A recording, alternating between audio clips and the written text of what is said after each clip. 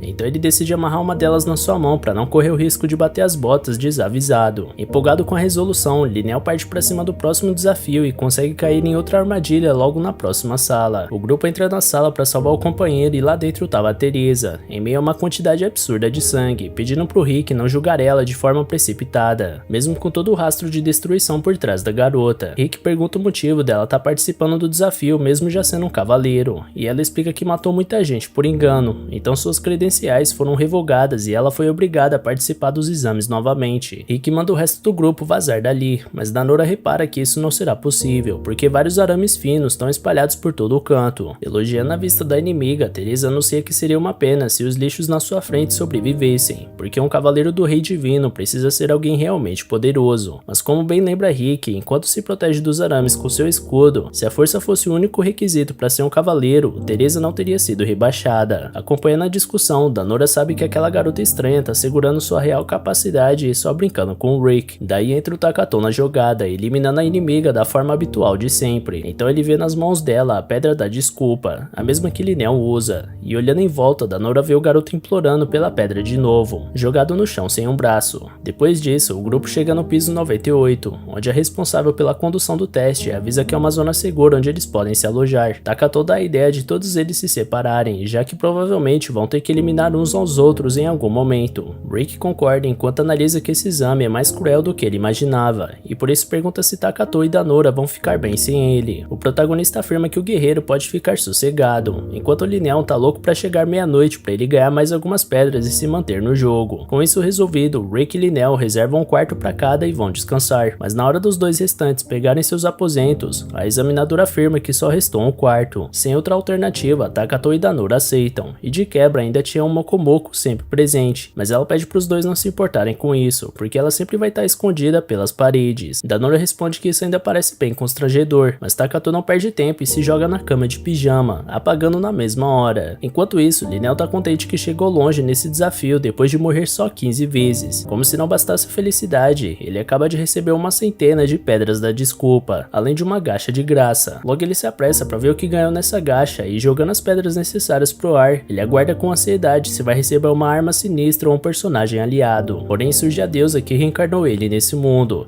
Ela conta que tá chegando para dar uma olhada nas coisas e que atualizou o ponto de ressurgimento do rapaz precipiso. Então todas as vezes que ele morrer, ele vai ressuscitar ali para garantir a soneca. Apesar disso, Linel acha que esse lugar é muito perigoso, mas a deusa desaparece sem responder. Nesse meio tempo, a examinadora mostra preocupação porque o número de mortes não tá batendo com a quantidade de almas, mas Urabi diz que ela não precisa se preocupar com isso, já que provavelmente eles têm o necessário para manter a segunda barreira. A garota concorda e completa que eles precisam reabastecer os meios envia os demônios para a primeira barreira. Longe dali, uma garota persegue um candidato a sábio, dizendo que se o garoto recusar a proposta dessa vez, ela vai ter que matar ele. Então ela usa uma habilidade para identificar que está enfrentando Hikoto Saito, um transmigrante que foi abençoado por Deus com seu poder. Saito acha entediante ser revelado por olhos mágicos e afirma que também consegue saber o nome da garota, se for só isso. Então ele chama pelo nome da Aoi Hayanose e ataca ela com tentáculos mágicos. Como resposta, ela usa uma habilidade chamada apenas Mundo, que em outras palavras poderia ser definido como um mundo que só recompensa o esforço. Os tentáculos são eliminados e em seguida Hikoto lança outra magia na garota, que revida com o exato mesmo feitiço, como sempre foi capaz de fazer. Porém, o rapaz não está convencido da derrota e tenta usar a pira funerária para tentar acabar com a batalha, mas nada acontece. Hayanose explica que Deus concedeu poder a ele sem nenhum esforço e provavelmente pegou de volta sem nenhum esforço também, mas o garoto diz que não recebeu esse poder de Deus enquanto saca sua espada. Hayanose avalia que essa arma possui um alto valor de fé, portanto não vai conseguir destruir a espada, então ela elimina o garoto na mesma hora. Depois disso, a garota recebe uma mensagem da sua adaga, dizendo que seu próximo trabalho é eliminar seus próximos alvos, Yugiri Takato e Tomoshika da Nora. Nesse instante, o healer Hanakawa chega às pressas e se ajoelha perante a garota, contando que sobreviveu a uma floresta repleta de monstros perigosos porque foi resgatado pelo Hikoto. Mas agora que a garota eliminou ele, Hanakawa afirma que não tem mais nenhuma esperança restante, por isso implora para ser o servo da Aoi. Nessa mesma manhã, Mokomoka acorda da Nora porque precisa de ajuda para sair da parede, já que não consegue sair sozinha dali. Quando ela viu Takato usando a garota de travesseiro, tentou sumir dali porque achava que estava atrapalhando alguma coisa, mas logo ficou curiosa e tentou acompanhar a cena. Isso deixou ela presa na parede. Ainda por cima, ela descobriu que essa torre tem o poder de absorver a alma dos mortos para um lugar em específico, e essa energia que as paredes possuem impediu ela de se mover. Nesse momento, Takato acorda e com o pedido de ajuda da Mokomoko, ele tenta matar a função de absorção da parede, enquanto o fantasma era sugado para dentro. Então Takato consegue localizar o ponto do alvo e desgruda a Mokomoko da parede. O fantasma chora de desespero por quase ter morrido,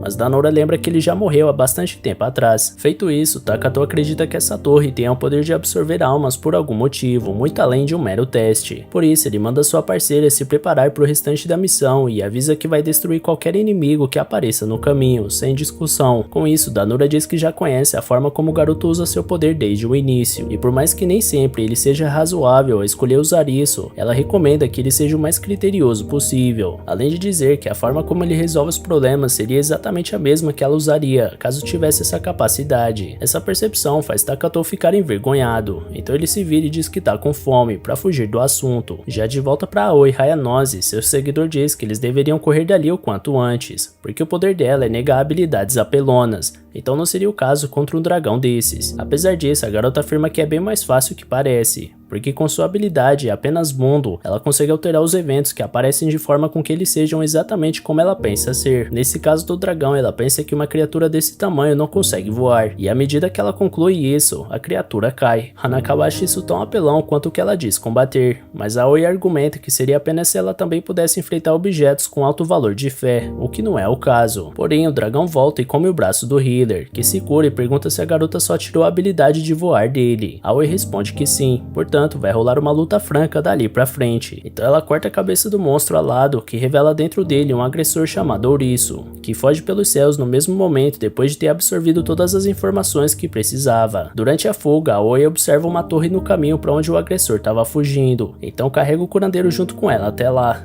que não quer de jeito nenhum encontrar o Takato de novo, porque sabe que o garoto vai acabar com ele assim que puder. E por falar nele, o protagonista tá eliminando todas as armadilhas pelo caminho para avançar no desafio, até que o mago surge diante dele, reclamando que o rapaz tá apelando demais para passar no teste. Quando Danora pergunta quem ele é, ele revela que construiu essa torre e pode aparecer em qualquer lugar dela quando quiser. E então Danora responde que isso parece tão apelão quanto o que os dois estão fazendo. Ignorando ela, o rapaz misterioso reclama que quebrou a cabeça para montar todas essas armadilhas, e alguém passa destruindo tudo como se não fosse nada. Takato diz que eles só estão tentando sair desse lugar, mas o homem responde que isso não é possível, porque essa torre foi construída para manter o Deus das Trevas selado. Por sua vez, o protagonista diz que não vai fazer nada com esse lugar se conseguir ir embora. Porém, o construtor da torre considera a possibilidade daqueles dois serem alguma artimanha do Deus das Trevas, então ele se apresenta como Eglácia, conhecido como Alto Feiticeiro. Mas antes que ele conseguisse terminar sua fala, Takato apaga ele. Danora fica louca louca porque esse cara parecia importante pra morrer assim tão rápido, mas seu amigo disse que o cara provavelmente ia tentar eliminar eles. Enquanto isso, a assistente do mestre da espada anuncia um problema atrás do outro, e ele fica cada vez mais irritado. A mulher anuncia mais 100 pontos pro Rick, o combatente de número 97. Em seguida, o guerreiro encontra a Frederica, que tá ajudando seu amigo Linel a acumular alguns pontos, já que o coitado não ganhou nada até esse momento. Eric elogia o avanço do colega, que dá graças a Deus que ganhou um ótimo equipamento no último gacha que fez. Em algum outro lugar da torre, duas espadachins lutam entre si, enquanto Lord Masaki avisa a garota chamada Shiro que ela tá perdendo, e que os golpes da inimiga nem são tão fortes assim. Portanto, Shiro é capaz de vencer esse duelo. Motivada, a garota coelho avança contra sua adversária e desfere um golpe monstruoso que abre um buraco no chão. Assim, Mokomoko comenta que essas duas duelistas parecem muito fortes, e por isso quer saber o que o Takatou vai fazer quanto a isso. Por sua vez, o protagonista não tem nada a ver com essa pancadaria e só queria atravessar a arena sem confusão. Observando em volta, Danora vê que a única saída tá atrás daquele cara sentado no trono, que tá insistindo pra rival da Shiro revelar o disfarce de uma vez. Como já tinha sido descoberta, a mulher decide mostrar quem realmente é, um meio demônio chamado Theodisia. Ela pretende acabar com essa luta antes que o mestre da espada descubra sua real identidade. Portanto, ela lança uma magia na Shiro, que consegue desviar ao largar a espada, já que é muito mais veloz sem uma arma, e responde com vários socos em sequência. Vendo que aquilo vai demorar, Takatou pergunta se o rapaz do trono não deixaria os dois passarem por ali de boa, enquanto Danora manda o garoto olhar em volta e perceber que tem duas pessoas lutando até a morte ali. Com isso, Masaki responde que não vai deixar os dois passarem, já que alguns discípulos dele não têm pontos o suficiente, mas Takatou argumenta que ele e Danora têm só 6 pontos acumulados, então eles são peixes pequenos. Revoltado, o Lorde da Arena afirma que por isso eles precisam lutar mais, porque ele valoriza esse exame como um jogo e não respeita que não encara essa situação da mesma forma. Já o meio demônio Theodisia afirma pro protagonista que tá fora disso porque tem pontos o bastante. Portanto, Masaki anuncia uma luta de 3 contra 3, onde Takatou, Danora e Theodisia devem enfrentar a garota coelho, Shiro, além da grandalhona Geralda e a baixinha Emma. Theodisia diz que não vê chances de vitória se as outras duas adversárias forem tão fortes quanto Shiro, e o Lorde da Arena faz questão de comentar que a garota coelho é a mais fraca das três, sendo que Emma é uma espadachim e Geralda é especialista em magia. A propósito, o Lorde pretende pegar pra si o meio demônio e a Danora, então elas devem ser deixadas vivas. Danora pergunta se Takatou deveria eliminar só o Masaki nessa situação, mas ao invés disso ele elimina as 3 rivais. Assim ele prossegue seu caminho para a saída, e quando o Lorde tenta impedir por conta do seu ódio, é eliminado da mesma forma. Vendo o poder do Takatou, Theodisia pede ajuda pro garoto. Ela deseja que os dois ajudem ela a achar sua irmã desaparecida, porque ouviu dizer que seu povo estava preso nesse lugar. Porém, ajudar Theodisia pode parecer ruim aos olhos do mestre da espada, por talvez fugir às regras do exame. Porém, Takatou já tá com a lama até o pescoço, então não se importa de se sujar mais um pouco. Sendo assim, a espadachim explica que provavelmente seus companheiros estão no subsolo, e que de alguma forma ela consegue sentir a presença deles. Nesse momento, o resto do grupo encontra Takatou e Danora. Momentos depois, o grupo alcança o salão de onde eles chegaram. O mestre da espada observa que 17 concorrentes conseguiram chegar até o final, e proclama todos eles como cavaleiros do Rei Divino. Mas nesse momento, só o auxiliar alerta Urabi que a torre ficou em silêncio, e por isso tá difícil manter a primeira barreira, e a segunda tá instável, ou seja, o deus pode quebrar a proteção a qualquer momento. E foi só a garota terminar de dizer que a primeira barreira é destruída, enquanto a segunda se mostra bem vulnerável. Nessa hora, um ser alado desce dos céus, pensando que a barreira iria desaparecer caso ele destruísse a torre. Urabi pensava que isso tudo fosse acontecer em 3 dias, porém é agora que o dever chama. Por isso, ele convoca os cavaleiros do Rei Divino para sua primeira missão. Eles devem derrotar a criatura alada, ou a humanidade estará perdida. Nessa confusão, Takatou aproveita para vasculhar o subsolo, mas Danora tá possessa porque o garoto simplesmente não quer fazer nada contra aquilo. O jovem explica que acabar com aquele monstro voador vai chamar muito a atenção do mestre da espada, então é melhor deixar isso na mão dos outros e continuar discreto. Enquanto isso, Linel, Rick e Frederica continuam de cabeça em pé à frente do seu dever, e o inimigo pergunta como ele pode se livrar da barreira, e caso Urabi dê a resposta, será poupado. Por outro lado, o mestre da espada ironiza o fato do monstro pedir isso depois de destruir a torre inteira. Sendo assim, o homem alado elimina um cavaleiro com apenas um gesto de mão, e afirma que vai fazer isso com cada um ali até ter o que deseja. Logo, 4 guerreiros já tinham sido aniquilados, até que um deles tenta reagir com vários clones, porém todos são apagados com a mesma facilidade. Em seguida, Frederica diz que pode derrotar o inimigo mesmo sem a barreira, e reunindo todo o seu poderio, ela invoca a explosão de luz extrema super comprimida, que o oponente absorve como se tivesse matado um mosquito com a mão. Atrás do homem alado, uma entidade única surge, dizendo que esse poder foi bastante formidável para um humano, e que ele teria sido queimado caso esse feitiço atingisse o alvo. Preocupado de ser chamado por esses nomes estranhos ao invés do próprio nome, a entidade se apresenta como Lute, enquanto o voador se chama Orgen. Entretanto, a maga não tá afim de apresentações fúteis nesse momento, por isso avança contra a entidade, que também absorve a magia dela, avisando a garota que ela não tá no nível necessário para enfrentar os dois. Além disso, ele transforma o braço direito da Frederica em um doce e começa a comer na frente dela. Rick tenta impedir a humilhação e ataca a criança, e com a velocidade e força do golpe aplicado, ela nota que talvez esse guerreiro tenha mais chances do que a maga. E no momento em que o Rick tentava acertar Lute, Linnell cuida da sua amiga, e logo recebe uma mensagem que garantiu mais um gacha. Então ele tenta a sorte e usa todas as suas pedras da desculpa, assim convocando a Vahanato, a deusa que trouxe Linnell para esse mundo. Sendo assim, ela afirma que vai resolver tudo num piscar de olhos, e se aproximando da dupla de entidades, Orgen se curva e se mostra surpreso em ver a deusa nessa ocasião, e Lute abraça ela por conta do tempo que eles passaram longe. Vendo a cena, Linnell pergunta o que diabos é que tá acontecendo. Então Vahanato explica que na verdade, ter encontrado de novo com ela vai ser a pior coisa que aconteceu na vida do rapaz, porque quando ela falou sobre resolver as coisas, ela queria dizer que extinguir a raça humana é a solução pro problema. Nesse meio tempo, Takato e suas companheiras parecem estar andando em um loop infinito, e Moku Moku acha que isso se deve a uma barreira interferindo no espaço vazio. Já o rapaz acredita que talvez seja uma instalação importante mais pra frente, e por isso a dificuldade em chegar. Já a meia demônia sente o poder mágico dos amigos de forma mais intensa, e nesse instante um grito bizarro é ouvido e a barreira desaparece, poupando o trabalho dos protagonistas, que agora tem um caminho livre pra descida. Mas antes de continuar a caminhada, Danora sente um monstro com lâmina passando pelo corpo dela, até que Theodisia abre uma porta logo abaixo e encontra vários corpos em tanques separados. Olhando de perto, ela presume que seus companheiros estejam ali dentro, e mesmo que não tenha visto sua irmã jogada em um desses tanques, ela sente que o pior pode ter acontecido com ela também. Takato acredita que esses corpos foram armazenados ali para que as habilidades mágicas desses seres fossem extraídas. Por essa razão, Theodisia saca sua espada e acaba com o sofrimento do seu povo. Depois, ela se recorda da sua tradição, onde uma vingança sempre deve ser cumprida, e sendo assim, ela deseja matar o mestre da espada com as próprias mãos. E por falar nele, Urabi nota que a situação tá ficando cada vez mais sombria, e tendo isso em mente, nomeia o Rick como mestre da espada por enquanto. O garoto olha pra trás como quem não entendeu, e o velho explica que essa é a melhor escolha no momento, porque se Urabi morrer, Rick vai se tornar mestre da espada automaticamente. Então, usando o poder armazenado na torre, o jovem vai ser capaz de lutar. Depois disso, Linnell se ajoelha e pede perdão por ter aumentado esse problema, e Urabi responde friamente que nunca esperou nada daquele garoto desde o começo. Engolindo a seca as duras palavras, Linnell lembra que caso morra, vai voltar pro último ponto de salvamento, e por isso tenta trocar uma ideia amigável com a deusa, que sempre concedeu as pedras da desculpa pra ele. Ele questiona de forma inocente o motivo dela estar conversando com o inimigo, e ela pensa se deve contar pro garoto ou não. Logo ela lembra que sempre teve um bom relacionamento com Linnell, e por isso não poderia deixar ele morrendo de curiosidade, ainda mais bater as botas sem nem saber o porquê. E durante essa conversa fiada, Rick percebe que o amigo tá querendo ganhar algum tempo pra eles. Assim, Vahanato revela que seu querido Alba Garma partiu e nunca mais voltou, enquanto Urabi informa que se trata do temido e odiado deus das trevas, cujo nome ninguém ousa pronunciar. A deusa conta que espalhou mensageiros ao redor do mundo para encontrar seu amado, e um dia descobriu que ele estava selado nessa torre. Mas essa nem é a pior parte, uma vez que não importa o que ela envie, ela nunca consegue vencer o mestre da espada. Por isso ela pensou em mandar alguém azarado pra caramba igual Linnell, pra forçar o retorno do amor perdido dela. Diante disso, Linnell reconhece o fato de não ser dos mais sortudos, mas não esperava que esse azar todo fosse trazer o fim da humanidade, como efeito colateral. Enquanto isso, Lute avisa pra deusa que a barreira tá quase sumindo, e questiona se eles devem esperar até que isso aconteça. Então Vahanato puxa um espelho pra ver qual deveria ser o próximo passo, e descobre que o criador da torre, Eglácia, curiosamente bateu as botas, e se por acaso ele ainda estivesse vivo, poderia consertar a barreira na mesma hora. Além dele, o assassino da deusa, Lord Masaki Kazuno, também foi dessa pra melhor, e ela estaria muito ferrada se ele tivesse por perto. Sabendo das novas, Vahanato diz que Linnell poderia ganhar o apelido de Apocalipse Ambulante depois dessa. Sendo assim, Linnell diz que vai acabar com sua vida pra parar com esse ciclo de azar, mas a deusa alerta que ele pode até fazer isso, mas que vai direto pro além, porque ela desfez a mágica de renascimento em um ponto salvo. E já que ele vai morrer de qualquer jeito, Vahanato convida Linnell pra esperar o retorno do seu querido Alba Garma. Logo ela puxa o núcleo da barreira e avisa que caso ela quebre isso, a barreira vai desaparecer. Então ela quebra esse selo de longa data que separa ela do seu amado, causando a queda do Alba Garma, que ao se separar do rei divino, cai diretamente no rio abaixo, deixando o rei confuso por achar que seu inimigo ainda estava vivo. Nessa hora, Danora comenta que achou que o Takato estava brincando quando disse mais cedo que matou o deus das trevas no reflexo, e por isso o jovem pede desculpas. Logo depois disso, Theodisia aproveita a distração para cortar o o Urabi, e o monstro da lâmina Kidanura pensou ter sentido na escadaria atravessa o corpo da Vahanato. Porém, Lute cura a ferida da mestra e ela levanta exalando ódio, enquanto Orgen tenta resgatar o deus das trevas. Como ele anseia por sacrifícios humanos, Orgen manda seu exército demoníaco recolher a alma de cada ser humano ali presente, e diante do ataque, o Rei Divino protege o grupo próximo a ela com uma barreira mágica, e Takatou pede para as duas companheiras se aproximarem dele e elimina Orgen junto com todos os demônios. Danura questiona o porquê dele ter pedido que elas ficassem tão próximas assim, e ele argumenta que desse jeito é mais fácil de proteger as duas. Já quanto a deusa, Theodisia pergunta se não seria melhor acabar com ela também, já que a mulher tá virada no Jiraiya, mas Takatou acha que não tem motivos para isso, já que ela não foi hostil com ele. E durante essa loucura, Aoi Hayanosa chega com seu novo servo, Hanakawa, e tenta tranquilizar o rapaz, afirmando que eles não vão morrer por causa dessa chuva mágica explosiva, já que os personagens principais sempre são protegidos pelo roteiro para conseguirem cumprir seu papel na trama. Ao chegar até o grupo na torre, ela pergunta pro Rick se ele conhece o Yugiri Takatou, mas o guerreiro responde que não é uma boa hora para isso. Aoi concorda e, analisando o rapaz, ela descobre que ele acabou de se tornar um mestre da espada, e o Rick lembra que o Urabi tinha comentado algo nesse sentido. Então ele explica que basta ele perfurar Vahanato com a espada Horse para resolver a situação, e o Rick não entende como essa garota estranha sabe de tudo isso. Porém, não era hora de pensar demais, portanto ele avança contra a deusa e atravessa ela com sua arma mágica. Em seguida, Aoi volta a procurar Takatou, e Hanakawa não consegue parar de chorar, porque tem certeza que aquele cara vai apagar assim que ele tiver a chance. Ainda assim, a poeira baixa e o protagonista aparece com as duas garotas, então Aoi tenta analisar ele com seu olho, mas alguma pane no sistema impede que isso aconteça. Logo ela se ajoelha em sofrimento e nota que Yugiri Takatou é o destino final de todos os destinos, na forma de um homem. Por essa razão, ela questiona sozinha como Sion teve coragem de convocar um ser assim para aquele lugar. Danura nota a chegada dos dois sujeitos e pergunta o que Hanakawa tá fazendo ali, e o healer já coloca o corpo fora, dizendo que foi trazida à força pela senhorita Aoi, que tá despejando um almoço no chão pela boca. Takatou comenta que talvez ela esteja doente, e a própria Aoi diz que vai ficar ok depois de um descanso, e pede perdão por um motivo que Takatou não entende. Ela explica que veio devolver esse cara de volta para eles, já que eram colegas de classe. Como o grupo responde que não faz questão de ter o Hanakawa de volta, ela diz que então vai se livrar dele ali mesmo, metendo o pé logo em seguida. Enquanto Hanakawa confessa que tá criando um gosto especial por garotas que humilham ele, Takatou pergunta como ele conseguiu fugir da floresta com a coleira, e ele confessa que não comentou que o efeito da coleira não dura para sempre. Ao amanhecer, Rick pergunta por que Theodisia matou o mestre da espada, e ela responde sem medo que apenas vingou seu povo. Como bem lembrou, agora Rick é o mestre, e por temer que o meio demônio possa atacar ele também, o clima começou a esquentar de novo, mas Takatou acalma os ânimos dos dois, dizendo que vai ajudar a resolver esse impasse ao levar os dois pro subsolo. Rick pergunta sem maldade o que Yugiri poderia fazer nessa situação, já que não tem nenhuma habilidade, e o Rei Divino manda o garoto olhar como fala, porque Takatou foi quem derrubou o Deus das Trevas e seu exército. Diante disso, o mestre da espada pergunta quem afinal é ele, e Takatou responde que é um estudante comum do ensino médio que foi convocado por uma sábia a esse mundo estranho. Ninguém leva o garoto muito a sério, mas logo todos decidem ir para a capital real, cada um por seu motivo, e Theodisia revela que vai procurar sua irmã, Eufêmia, por lá. Takatou lembra que escutou esse nome em algum lugar, e o meio demônio pede informações sobre isso. Já o Rei Divino vai retornar para o santuário na capital real, já que 1000 anos se passaram e sua linhagem pode ter sido extinta, enquanto Rick vai voltar para sua casa na mesma cidade e se oferece para ir junto da Danura e Takatou, mas os dois escolheram viajar sozinhos. E galera, vocês querem continuação desse anime? Se sim, então já comenta aqui embaixo e comenta também qual anime dessa temporada vocês gostariam de ver aqui no canal, beleza? Valeu galera, se cuidem!